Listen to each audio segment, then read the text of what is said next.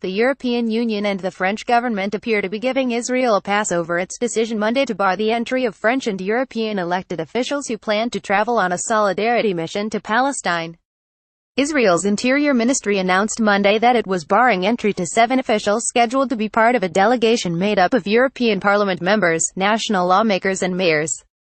Israel's Public Security Minister Gilad Erdan, who is tasked with thwarting the global movement for Palestinian rights, called the banned officials senior politicians who consistently support the boycott against Israel and promote it. Sovereign decision. The French Foreign Ministry did not condemn the Israeli action, but acknowledged, "We have taken note of this information.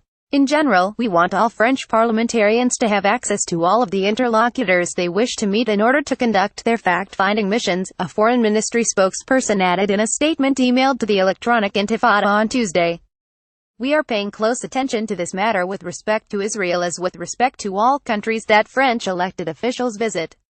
And in response to questions from Senator Esther Benbassa in Parliament on Tuesday, a French Foreign Office minister said, "One can regret this Israeli decision, but it remains nonetheless sovereign. Les Français interdits d'entrer en Israel. La France ne doit pas être complice en optant pour le silence," estimed Esther Benbassa. QAGPIC.twitter.com Suwan Meeting, Senator CRCE at Senators Cree November 14, 2017. The minister, Jean-Baptiste Lemoyne, ignored that France does not in fact recognize Israeli sovereignty over the West Bank, even though Israeli forces continue to tightly control who can enter or leave the occupied territory. EU's timid response. The European Union also refrained from any direct criticism of Israel. A spokesperson for the 28-member bloc emailed the Electronic Intifada on Tuesday that the EU will continue to seek clarifications from Israel about the potential impact of their current policy on EU citizens and civil society organizations, and hopes that the current policy will not curtail freedom of expression. And while effectively giving Israel a pass, the EU gratuitously echoed Israel's attack on the French officials. The spokesperson added, "The EU rejects any attempts to isolate Israel and does not support calls for a boycott, while it upholds its policy of clearly distinguishing between the territory of the State of Israel and the territories occupied by it since 1967. That policy amounts only to lip service, since the European Union continues to shield Israel from any consequences for its violations of international law." The EU's timid response to Israel, which has received at least $500 million in European taxpayer aid in recent years, contrasts with the fierce reaction when Russia banned the entry of a number of European lawmakers in 2015.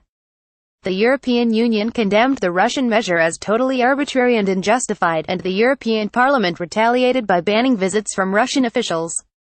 Denial of democracy. The French newspaper La Humanité reported that the officials banned by Israel this week planned to join a 100-strong French delegation to show solidarity with political prisoners including Marwan Barghouti and Salah Hamouri, a Palestinian French human rights defender held by Israel without charge or trial.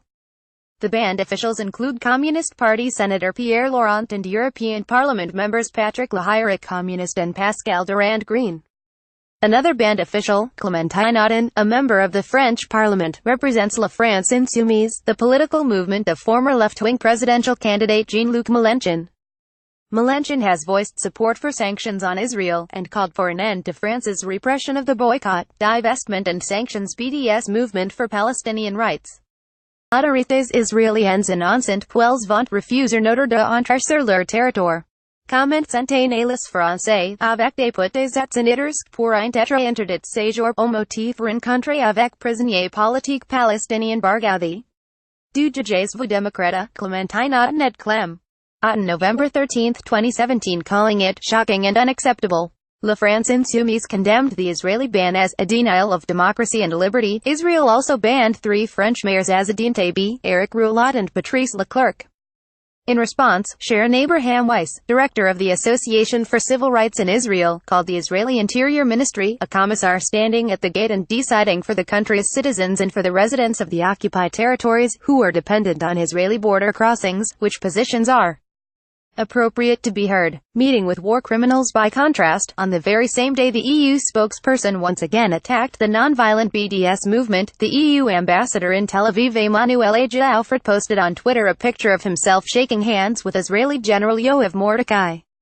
Good discussions with @Kogad_Israel. EU highlights security and how to improve life for Palestinians in Gaza. West Bank. EU ready to support current efforts to reunite them under one single and legitimate PA, including possible redeployment of EU BAM if requested. pic.twitter.com Jukdadative 24